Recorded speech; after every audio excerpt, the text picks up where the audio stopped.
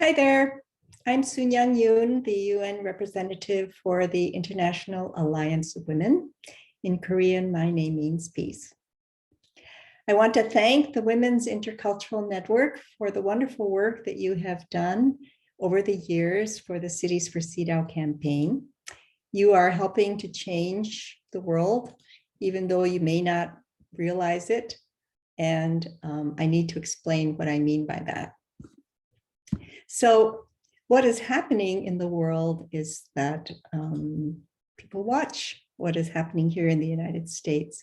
It is one of those things which I have noticed from my travels, and I want to make sure that you realize how much what you do here in the United States means for other women in other countries.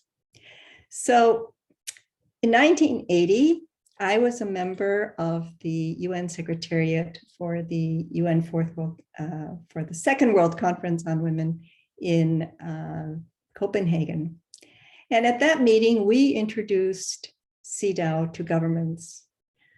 I remember thinking it was great that they signed the treaty, but the meeting pretty much went on as usual. And for several years, we didn't really hear much about CEDAW. But over time, I have seen how CEDAW has helped countries who, like Afghanistan, needed to find a roadmap to build a new country and a new democracy. In Afghanistan, it helped influence the constitution so that women would have greater voice and equal representation in government. And in many other post-conflict countries, it has helped to stabilize their justice system and to really build stronger democracies. Today, we know that 189 countries have ratified CEDAW and signed on to this wonderful landmark victory for women's human rights. I believe that the treaty gained momentum partly because it had a very strong accountability mechanism in the CEDAW committee, those 23 experts who sit there like very helpful judges, helping governments in their reporting, guiding them on what they can do in all areas of the CEDAW, from violence against women to the most recent general recommendation on natural disasters in the context of climate change. The second reason why CEDAW has gained strength is because of people like you, ordinary citizens and really active women's movement leaders and youth groups. What we have done is build a constituency that has brought CEDAW to life in countries. And through shadow reports to the CEDAW committee, we have reported alternative data and evidence showing what was really happening in countries so that the CEDAW committee could come to better recommendations to governments on how they could improve their implementation. Still, even with the great success and importance of CEDAW at the local level, it has really been uneven in its implementation. So can you imagine that Russia actually ratified CEDAW in 1980? And yet we know that the implementation of that treaty in that country has not been able to bring women the full freedoms and liberties that they needed to be able to participate in a democracy. So that's why your campaign is so important. It's bottom up. It's going to a place which is leading the world in many ways to a better way to implement CEDAW at country level. You may know that Krishanti Demaraj was really instrumental in starting this idea of having cities adopt CEDAW as a city ordinance. When she came back from the UN Fourth World Conference on Women in Beijing, she wanted to do something local. And through those efforts, was able to have San Francisco adopt CEDAW as a legally binding city ordinance in 1998. Then in 2014, when I was chair of the NGO Committee on the Status of Women in New York, We were looking for a way to revive and accelerate implementation of CEDAW in relationship to the Beijing Platform for Action, which you know is our main policy guide at the UN on gender equality and women's empowerment.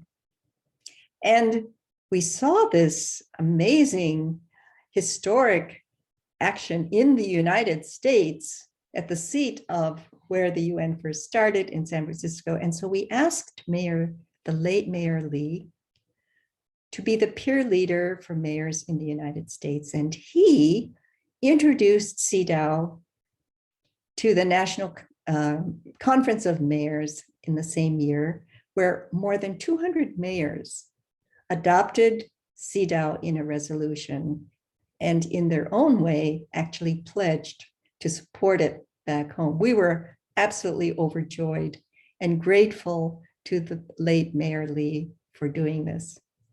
The rest is history. So we know that now there are more than 53 cities, counties, and states that have ordinances or resolutions. And I love the campaign, which is the CEDAW Challenge, which has been started to make politicians pledge personally to support CEDAW in California. That's a wonderful campaign. You're going to see more of that, I'm sure, in the years to come. But we also have big news to break for you. On March 21st, I will head to Toledo, Ohio, to help them celebrate their new ordinance on CEDAW. It's part of their celebration of the Women's History Month. We'll do it at the Toledo Art Museum.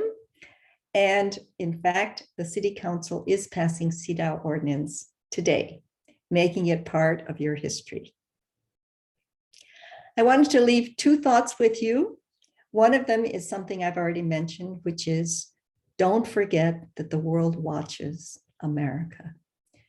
What you do here in making history helps progress for women and girls in other countries around the world. We have this campaign has made two major reports, consolidated national reports. I took a delegation twice to Geneva to report to the CEDAW committee on this campaign. And each time the CEDAW committee members have had nothing but praise. They've been inspired by what you're doing here. In fact, the CEDAW expert from Nigeria said she wanted to bring this campaign to her country because although they had national legislation lined up and in harmony with CEDAW principles, and even down to the provincial level, she had difficulty to bring it to cities. And so she decided that she would try to work more with cities to bring it bottom up. Dubravka Simonovic, who was former chair of CSW, wonderful champion, former special rapporteur on violence against women, has always supported this campaign. And she said this year, in fact, that she wanted everyone, every country, 189 countries that had ratified CEDAW to do a Cities for CEDAW campaign in their country. The second thought I wanted to leave with you is that defending women's human rights and ending violence against women helps to bring peace to the world. I firmly believe that if women ruled the world, we would not be sending our children to war, and that we would not spend the billions of dollars that are spent in this country and in other countries like Russia on nuclear weapons. I think we are the peacemakers, we are the peace builders, not because of some biological superiority, but because we understand that what happens outside between nations eventually comes home. And for future generations, a CEDAW ordinance is going to make an extraordinary difference. It can make an extraordinary difference to the way in which we build a healthy city and a healthy planet and the survival of our community of life.